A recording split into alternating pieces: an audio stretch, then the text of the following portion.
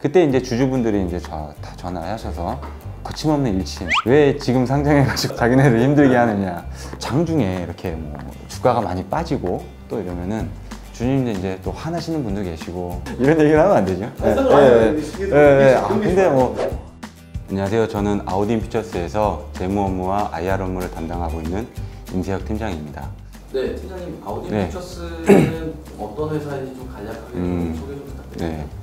일반적으로 화장품 회사는 브랜드 회사하고 ODM 회사를 구분할 수가 있어요. 근데 저희 회사 같은 경우는 네오젠이라는 브랜드와 그리고 국내 유수의 ODM 고객사를 두고 양 사업 간의 균형 있는 균형적인 포트폴리오를 구성해 가면서 안정적인 성장세를 지속해 나가고 있는 규모는 크진 않지만 아주 제품 개발력이 굉장히 훌륭한 그런 화장품 전문 회사라고 할 수 있습니다.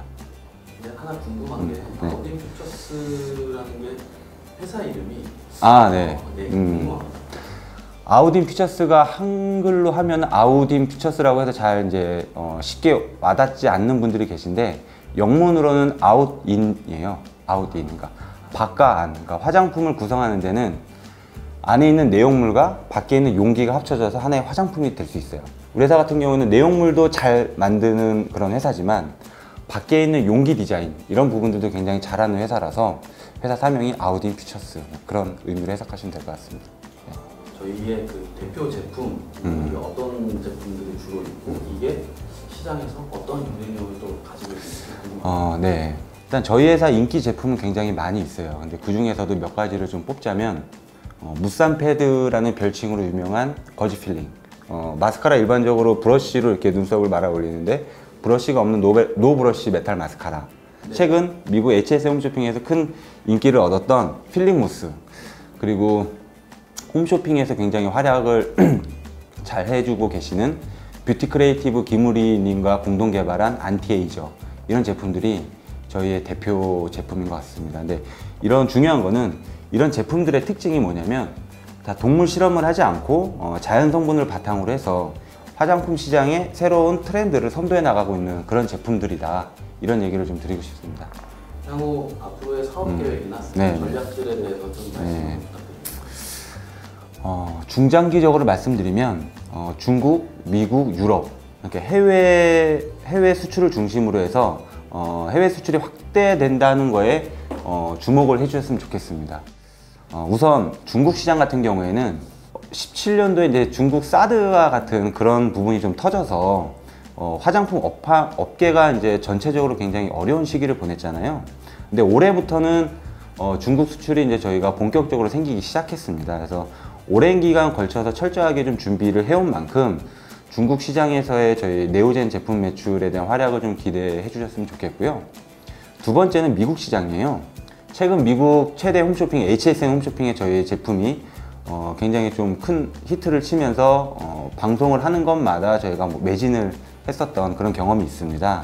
근데 저희 자사 제품들이 제품 자체가 독특하고 아이덴티티가 확실한 제품들이 많습니다. 그래서 미국 시장을 공략하는데 부족함이 전혀 없다. 그래서 앞으로의 미국 시장에 대한 수출 확대도 기대해도 좋다라는 말씀 좀 드리고 싶고, 마지막으로 유럽 시장인데요.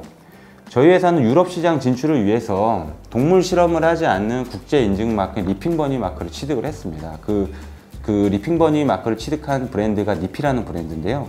저희가 유럽 최대 드럭스토어인 더글라스의 입점이 확정이 됐고 지금 현재도 입점이 진행 중에 있습니다. 그래서 그런 쪽에서 보면 매장 수가 계속해서 좀 늘어날 걸로 기대를 하고 있고요. 해외 시장의 성공적인 안착과 확대가 저희 회사의 중장기적인 어떤 큰 그림이다라고 보시면 될 것 같습니다. 최근에 이 오산 공장에 대한 부분이 있어서 혹시 이게 어느 정도에 대한 것들을 일단 저희가 캐파 증설은 시장에서 저희가 처음에 상장할 당시에는 캐파 증설은 없다라고 저희가 발표를 한 적이 있어요. 근데 오산 같은 경우에는 지금 현재 단계는 토지만 매입 중인 단계예요. 그래서 앞으로 3년 동안 토지를 매입하고 3년 이후에 저희가 공장을 증설할 계획이고, 일단 현재까지는 공장은 이제 색조 라인 중심으로 해서 공장을 증설할 계획인데, 오산의 그 가장 산업단지라는 데인데 거기는 이제 화장품 새로운 메카예요. 밸리 중에 하나라고 보시면 돼요. 그래서 국내 아모레퍼시픽 2, 3 공장 또는 뭐 신세계 인터코스 뭐 굉장히 유수의 화장품 회사들 다 그쪽에 다 있습니다. 그래서 좋은 화장품 산업단지가 구성됐을 때 지금 캐파는 부족하진 않지만 앞으로 화장품 시장이 더 커질 거라고 보고 있기 때문에 저희가 뭐 지금 같은 매출을 늘 유지할 건 아니거든요. 언젠가 2천억, 3천억, 4천억 이 정도까지 갈 거라서 미리 좀 좋은 부지를 선점을 해 둔 것도 있고요. 또 그쪽의 교통이나 이런 부분에서도 물류적인 측면에서도 굉장히 고정비를 좀 절감할 수 있는 그런 유통의 어떤 요충지 뭐 그렇게 생각할 수도 있을 것 같습니다. 대부분 수출이라고 네. 얘기를 하면 뭐 당연히 뭐 중국을 그렇죠. 네. 빼놓지 않고 가장 먼저 여기부터 뚫어야 네, 돼 네, 라고 네. 하고 있는데 네. 오히려 미국을 먼저 네, 맞습니다. 뚫었다는 네, 거죠. 네. 그게 뭐 특별한 이유가 있으실까요? 그러니까 회사가 중국 시장은 온라인보다 오프라인이 안정적일 거라고 생각을 했는데 오프라인 시장에 가려면은 중국 위생허가가 반드시 필요합니다. 지금 위생허가 저희가 굉장히 많이 보유를 하고는 있는데 중국 진출을 위해서 회사 체력이 완벽하게 갖춰지지 않고 일명 따이공 같은 이제 보따리 상들하고 이제 거래를 하다 보면 그때그때 매출은 일어날 수는 있겠지만 비즈니스가 일관적이지 못할 거라고 생각을 했었습니다. 미국 시장 같은 이제 세계 화장품 1등 시장이잖아요. 그리고 미국에서도 세포라 같은 매장에 자사 제품이 판매가 된다면 그런 레퍼런스를 바탕으로 해서 글로벌 시장 진출에 굉장히 용이할 거다라고 판단을 했습니다. 그래서 그 결과 폴란드 또는 뭐 멕시코 세포라 매장이라든가 또는 뭐 유럽의 더글라스 매장 또는 뭐 루마니아의 더글라스 매장 이런 쪽에 입점을 하게 된 어떤 중요한 기반이 아니었나 이렇게 생각이 듭니다. 일단 미를 추구하는 화장품이기 때문에 네, 굉장히 네. 좀 디자인에 네. 대한 부분들이 좀 네. 중요할 것 같아요. 이 부분들은 어떻게 봐야 네, 맞습니다. 정말 중요해요. 저희 회사가 디자인 역량을 핵심 역량으로 생각을 하고 있고요. 잘 생각해 보세요. 화장품을 개발하고 나서 판매를 하는데 판매 시점에 소비자의 어떤 이목과 관심을 끄는 방법과 또 바로 매출로 이어질 수 있는 중요한 요소가 바로 디자인이에요. 그 디자인이 그 제품을 설명해 준다라고 생각을 하시면 돼요. 그러니까 결국 디자인에 대한 평가는 회사나 어떤 업계가 해주는 게 아니라 결국 소비자가 해주는 거잖아요. 즉 그러니까 소비자의 감성 기준에 얼마나 부합하느냐 그거에 대한 결과가 디자인이다. 근데 디자인력이 강하다는 거는 일시적인 게 아니라 오랜 기간 소비자들의 어떤 그 일정적인 기대 수준 이상을 유지하는 것을 의미하는데 중요한 건 뭐냐면 네오젠 브랜드의 아이덴티티 디자인부터 그래픽 디자인 또는 패키지 디자인 이런 디자인 인력을 회사 내부에 구성함으로써 모든 디자인에 대한 어떤 통합적인 부분을 빠르게 이해하고 또 빠르게 실행할 수 있는 게 우리 회사의 장점 중에 하나예요. 디자인 팀을 외주를 줬다? 그러면은 개발 속도가 굉장히 느리겠죠. 서로의 커뮤니케이션이 돼야 되니까. 그래서 이건 결국 트렌드에 민감한 화장품이라는 그런 화장품의 어떤 그 업종 또는 화장품이라는 어떤 그런 특성 이런 거에 대해서 신제품 개발 속도와도 바로 직결되는 그래서 매우 중요한 역량이죠. 네.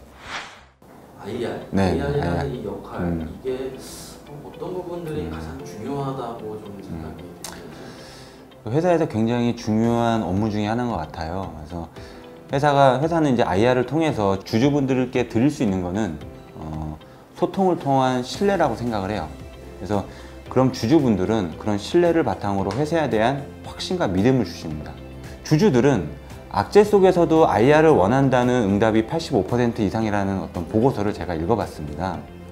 회사를 운영하다 보면 호재도 있고 악재도 있습니다. 늘 두 가지가 존재를 하는데 정확하고 신속한 정보 전달 그리고 면밀한 소통 그런 부분을 통해서 주주분들과 만나는 것이 이제 IR 업무에서 가장 중요한 업무가 아닌가. 그래서 신뢰를 쌓아가는 과정 뭐 그렇게 생각이 좀 듭니다. 네, 팀장님으로서 네. 꽤 어려운 점들도 있으실 것 같고 보람도 있으실 것 같아요.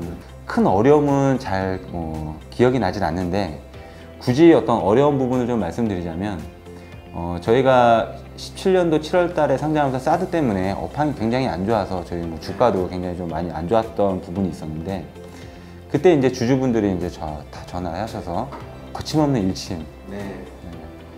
왜 지금 상장해가지고 자기네를 힘들게 하느냐. 시기도 굉장히 중요하지만 회사가 어떤 정해놓은 중요한 경영 계획이 있기 때문에 그렇게 한 거고, 또 그런 대외적인 부분을 회사가 어떻게 할 수 있는 부분이 아니라서 그런 부분이 굉장히 조금 같이 힘들었던 부분이었던 것 같고요.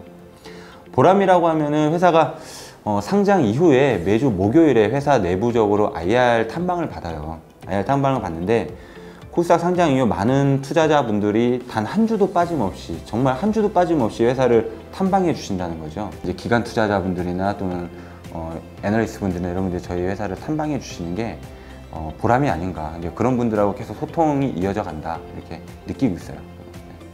아무튼 픽처스에 있어서 주주란 어떤 존재인가요? 한마디로 말씀드리면 저희 회사 주주분들과 회사는 그 누구보다도 중요한 전략적 파트너이자 회사를 구성하는 가장 큰 축이다. 예, 그런 것 같고요. 주주분들 투자로 이제 회사가 운영되는 건 당연한 거고, 또 주주분들이 주시는 관심과 배려에 회사는 한층 더 성장해 나갈 수 있는 계기가 되는 거거든요. 저희 회사가 주주 가치 최우선이라는 표현을 자주 쓰는데 듣기 좋으라고 하는 얘기가 아니고 실제로 그렇게 하기 위해서 제가 굉장히 좀 노력을 많이 하고 있다, 이렇게 좀 말씀을 드리고 싶습니다.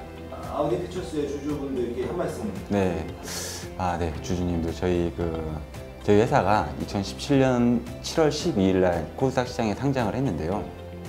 2018년 올해는 상장 후 회사의 어떤 내면과 실적을 기반으로 해서 회사의 본질적 가치를 평가받을 수 있는 검증의 시기라고 생각합니다. 주주분들께서 냉철하게 평가를 잘 해주셨으면 좋겠고요.